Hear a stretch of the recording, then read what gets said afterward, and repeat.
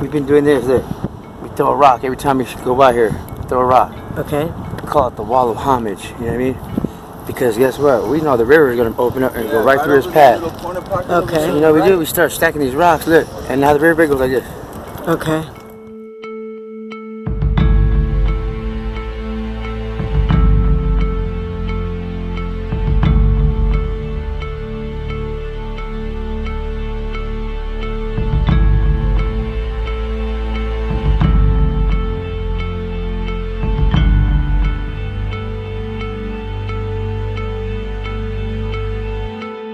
This is the first time she's been out here? Yeah. Up here, up to this side. Yeah. Oh, okay. Yeah.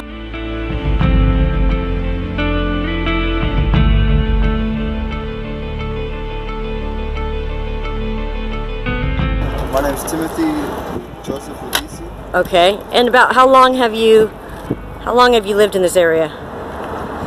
Homeless, that is. 3 years? 3 years? No.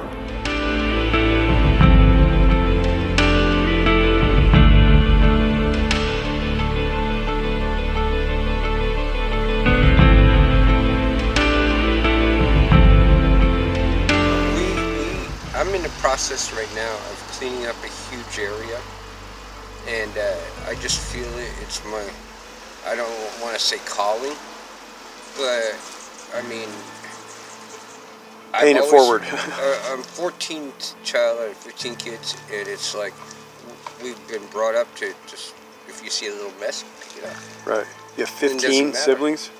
14 siblings? I have 14 siblings. Wow. Plus mother and father. Wow. Wow. 17 nephews and nieces, so on and so forth. Wow. So do you still stay in contact with your family? Not as much as I'm supposed to, or what one person would be assuming would be a regular basis. I get in touch with my family about once every, I don't know, 10 years. Yeah.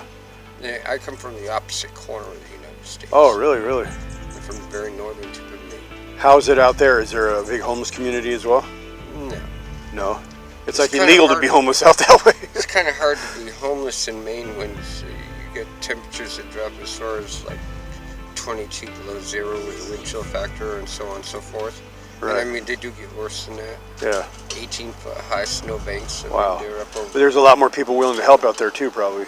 There is a huge amount of agencies and stuff like that, but it's 6 months of cold, Wow. cold, bitter winter. Wow. And there's, I mean, you could survive it, but you gotta know. If you got an igloo. You gotta know what you're doing and know Yeah. what you're doing. Definitely.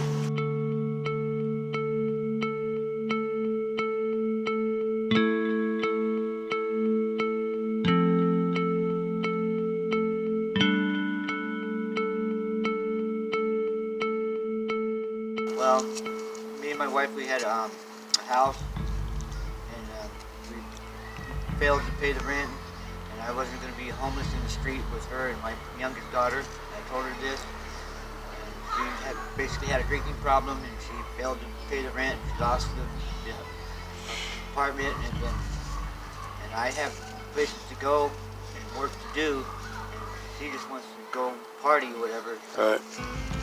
Separated. Downhill from there, huh? Yeah, it's been about 10 years now. Wow. So have you been homeless the whole time? I've been homeless the whole time. I stayed with my boss, Yeah. but I'm basically homeless, and I have like storage there, and I stay Right. there, but I come to the park here because I have a friend here. Well, that's Help cool. out as much as I can.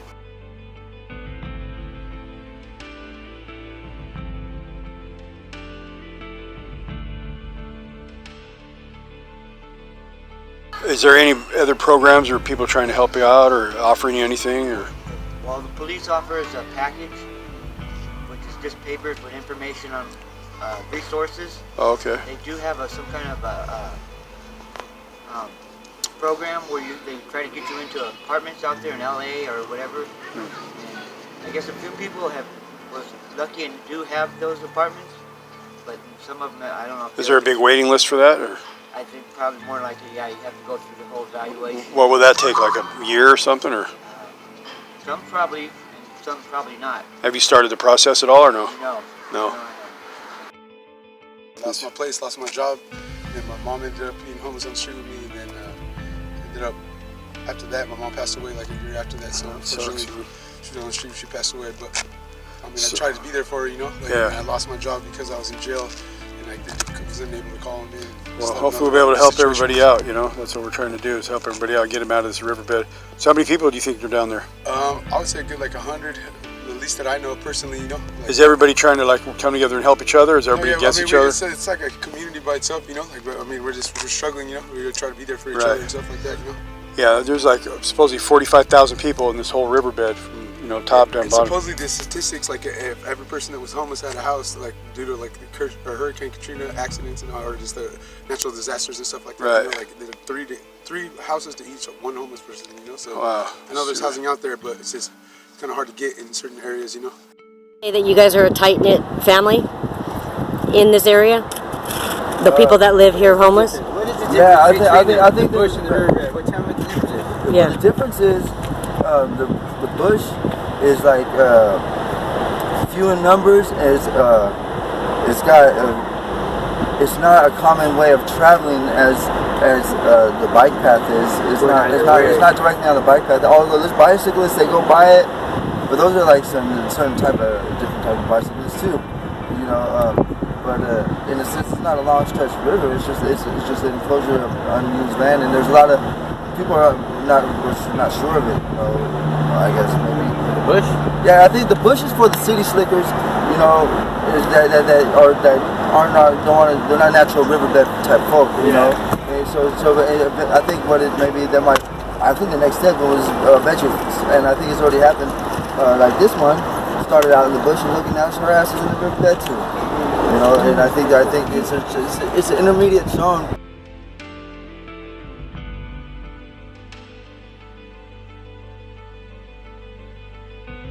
Everyone's good. It's the way you perceive a thing will tell yourself a lot about yourself. Right. And whatever you're getting back out of a person, and a lot of it has to do with what you're putting into it more than you might think. Absolutely. You can force friend a person.